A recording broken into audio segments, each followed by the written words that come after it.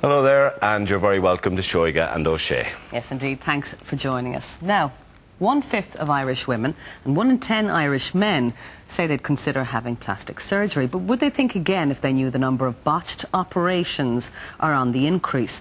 Later, we'll be examining plastic surgery horrors and indeed... And this is take away the confusion that most Irish people have regarding this.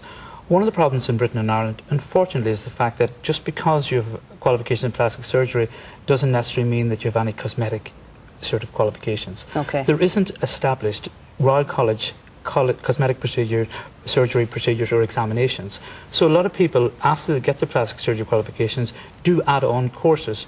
And one of the things that we've asked the government to do, not only in Britain, but in Ireland, but also in Britain, to have it like other countries to an extent, that you have SHOs, registrars, senior regis, people doing 3 years courses just specialising in this to bring it from the outside into the sort of the normal sort of paths of medicine and have examinations in it. And this is the reason why a lot of general surgeons can come into this country who may have done 500 facelifts, and a plastic surgeon in a public hospital may not have done one.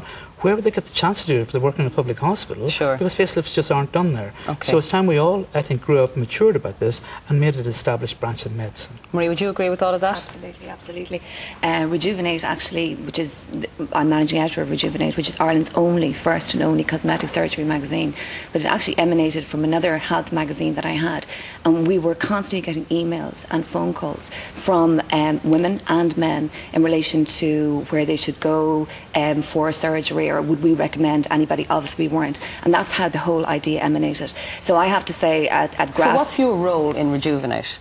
In my role in Rejuvenate, okay. No, what's the role of Rejuvenate? What service do you provide? Okay, our main thing with Rejuvenate was to educate. I mean, we cover, insofar as we get some of the best surgeons who write about different procedures every issue, but we took a very, very mature approach. There's like 16 pages in the last issue on questions that you should ask yourself. I mean, we will be calling for regulation in the next issue and going into detail about it. And a lot of people might think on a consumer magazine that may read very boringly. It was very important to us from the beginning. So like 3 months ago, we actually laid out a set of rules that if somebody was going in, these are the questions to ask, these are the websites that you go to, these, if you sit down with your practitioner, make sure it is the person that in the consultation that is performing the procedure, how many times they've done this operation in 1 month, not an entire whatever. So there's about 20 questions, and we will be repeating that next issue, and also setting up a poll, an online poll, so that readers will be able to communicate with each other. Do you think that the risks are underplayed and that some people don't treat it as seriously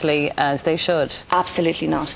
I think what has happened is you can go, when you're doing research, the whole backbone of Rejuvenate is information is power. I think we've done a very good job in that, and I know for a fact that there are women and men who have gone for, and I might point this out, this is really important, both invasive and non-invasive, both are, every form of surgery has a risk. Sure. And everybody should look at the reasons. We even actually, every issue, have a psychologist who comes in and writes articles in relation to the reasons why you should ask yourself why you're having any form, whether it could be self-esteem issue, it could be breakup of a relationship. So it's education. That's what we do.